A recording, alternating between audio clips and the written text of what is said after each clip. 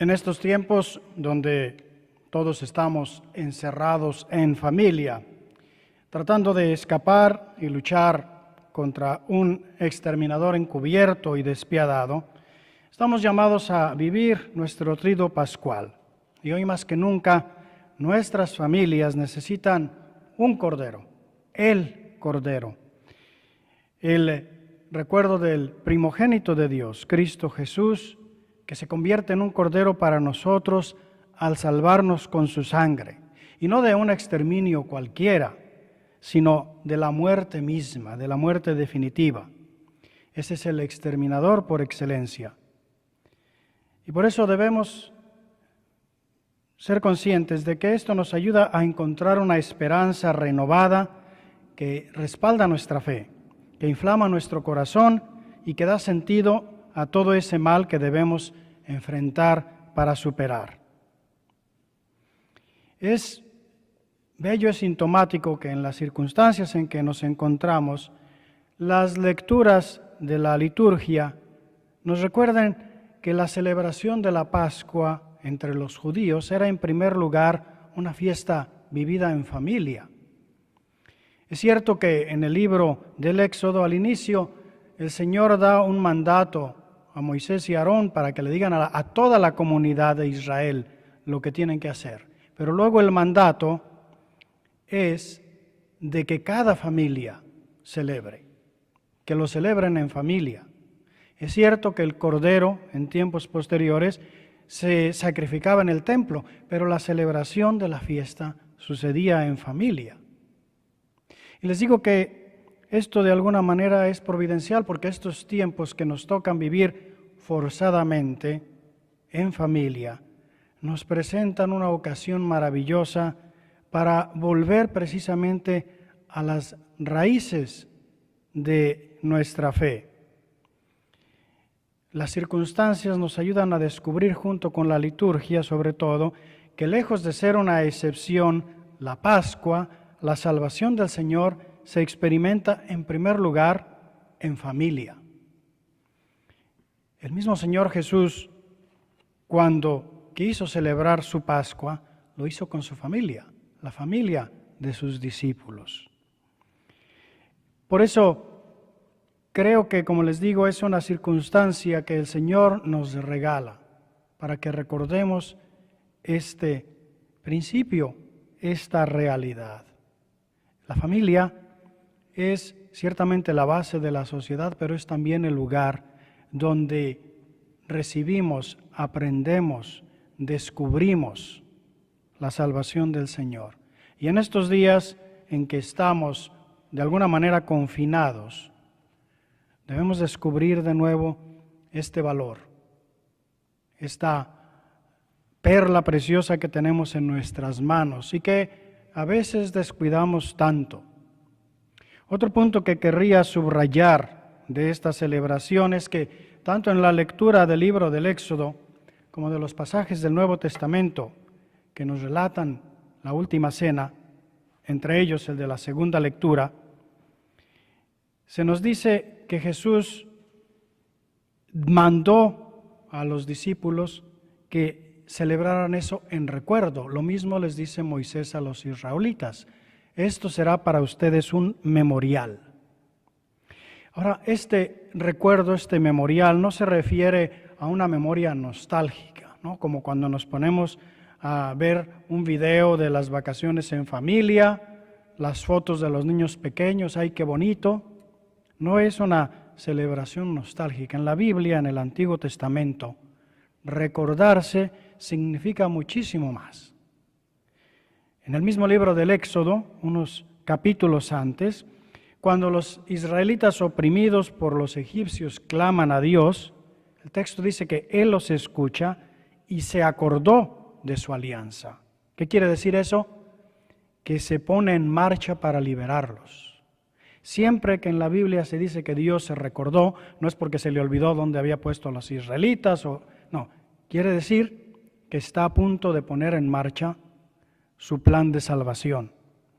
Por lo tanto, cuando el Señor manda a los israelitas, cuando el Señor Jesús manda a sus discípulos celebrar esto como memorial, no solo está diciendo, acuérdense de mí, está diciendo, sobre todo, recuerden que esto está presente y el pasado es presente. Hay que hacerlo efectivo, hay que actuar de acuerdo con él.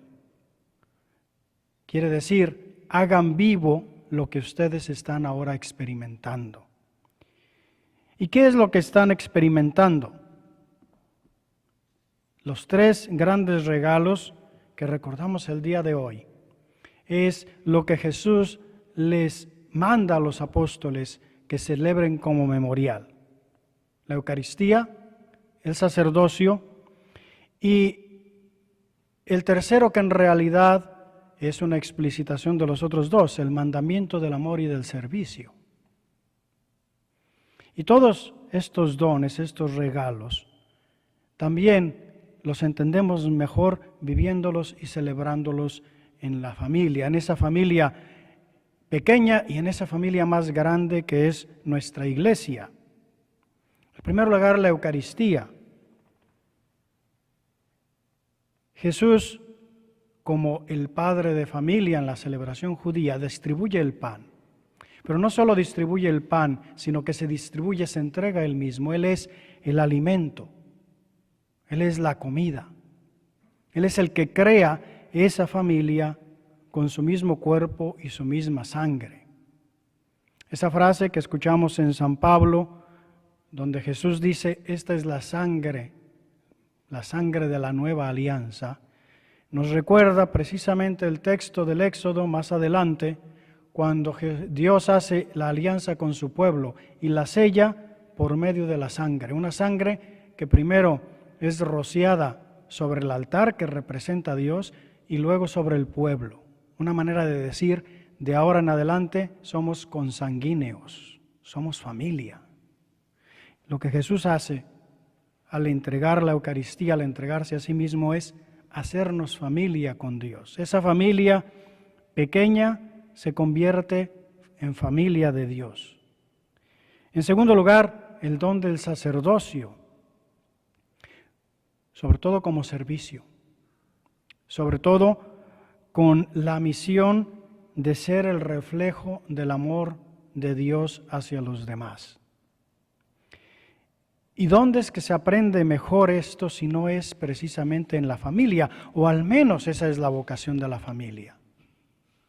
Aprender que precisamente la vida nos nace de allí, el alimento, pero que también es donde uno aprende qué significa ser padre, ser madre, y qué significa que Dios es mi padre, que Dios es mi madre, que el Señor Jesús es mi hermano. Ese sacerdocio que nos permite precisamente ser esa imagen que representa a Dios para los demás, que se concreta en servicio, que ese es el mandamiento del Señor que leemos en el Evangelio, el de lavarnos los pies los unos a los otros. Tanto la Eucaristía como el sacerdocio no son otra cosa que manifestaciones concretas de ese amor que se vuelve servicio de parte del Señor y que Él nos pide a nosotros que lo celebremos como memorial, es decir, como una realidad que vivimos ahora y todos los días. Esto de poner el servicio en el centro de este día es una realidad un poco inquietante, porque tiene un simbolismo muy fuerte, sobre todo a través del lavatorio de los pies. Y es inquietante porque es el corazón de la vida misma de la Iglesia, que es la Eucaristía.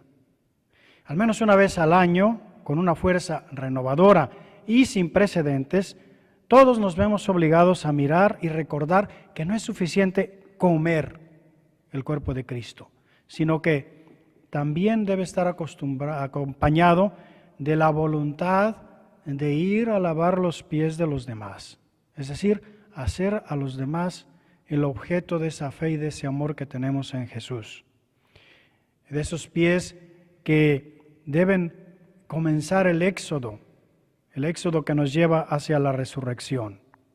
Y en estos días en los que pues contemplamos todo lo que está sucediendo, nos damos cuenta también de cuántas oportunidades, precisamente de vivir el servicio, las salas de los hospitales, los cuidados intensivos, donde los médicos y todos los servidores de la sanidad sostienen a los demás, que atienden a los necesitados.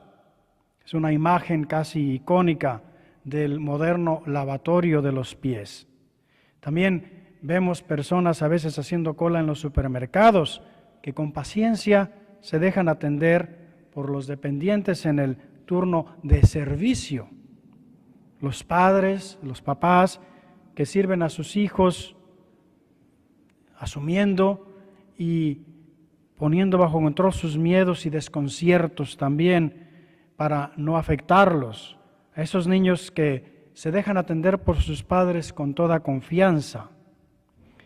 Personas que sirven con paciencia a los adultos mayores y que están solos, ayudándolos a veces con sus compras o acompañándolos, sea en persona, con todas las medidas de seguridad, ¿verdad? Pero también por teléfono. Es hermoso ver que dentro de todo esto, el Señor nos ofrece la gracia y la oportunidad de hacer memoria, de vivir el memorial de su entrega total a nosotros, no solo como sentimiento, no como emoción, sino como vida real. Agradezcámosle el don que nos da de sí mismo, de su ejemplo, de su fuerza, de su gracia y el mandamiento que nos da de hacerlo vivo y presente.